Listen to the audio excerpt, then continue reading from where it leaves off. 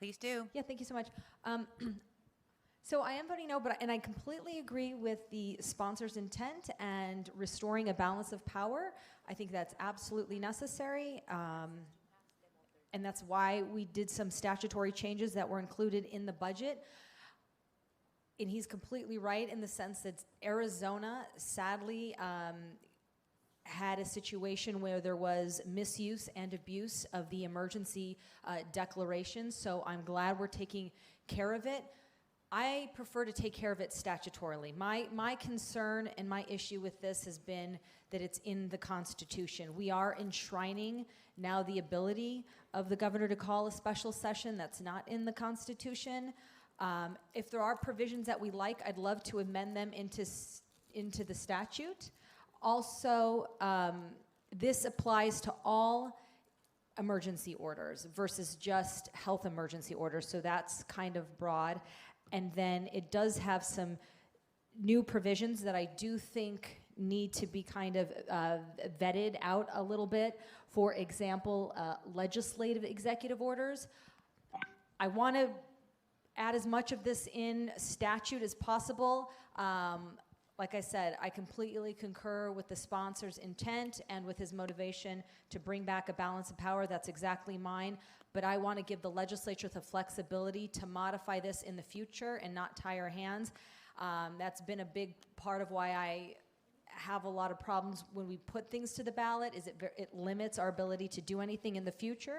If we address it or modify it statutorily, we have the ability to do that. And for those reasons, I vote no. Thank you. Senator Townsend, you're on the board. Thank you, Madam President. I request to explain my vote. Please do. Thank you. One of the interesting things about being involved in government is learning along the way of what you can and you can't do. The public has learned quite a bit also in this last year about civics, and I think sometimes we need to come back and relearn some things. For example, Article 4, Section 4 of the U.S. Constitution, that's not hard to memorize. Article 4, Section 4, guarantees a Republican form of government, meaning senators and representatives voting on behalf of their constituents.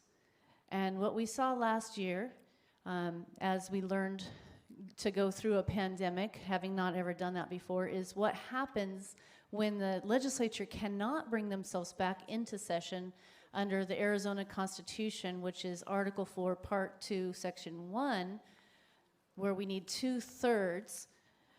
We couldn't do that politically, so we had to rely on the governor, which is Article 4, Part 2, Section 3, to bring us back into special session so that we could be at the table and be the voice for our constituents throughout this unusual time. And instead what we saw was executive order after executive order after executive order, some of which had the power to put people into jail if they didn't comply or to lose their liquor license or other. That's writing law via executive order. That is not the purpose of the executive. Law is to be written in the legislative branch. But because we couldn't bring ourselves back in, we saw a different system of government where edicts were issued, it had the effect of law by executive order, and we couldn't bring ourselves back into session.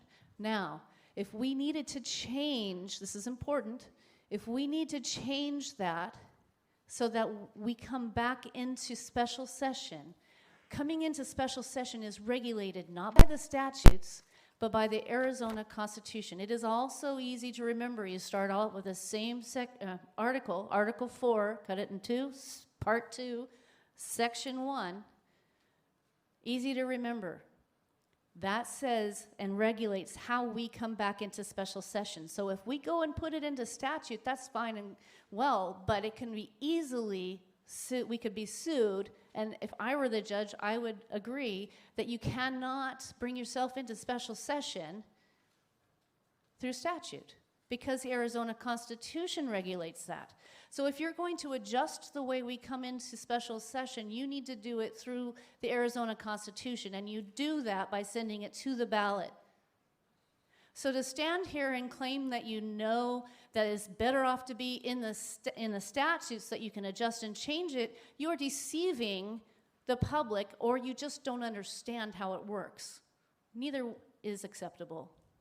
So I support this because I think every single one of us wants to be the voice for our constituent in a situation like we saw. I have heard from many across the other aisle lament how they stuck by the governor last year and helped him out during this when we wanted to come in, only to feel abandoned during this time. So I would call on my Democrat colleagues to think this through and to remember how you were treated last year and how you stood by and supported, only to be abandoned, in your words.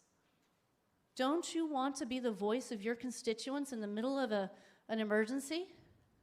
In the future, if we had a governor who was far worse with their executive powers, are you going to abandon your constituents today by voting no, by saying you're okay with an entire half a year plus not being able to come in based on the political climate of this legislature?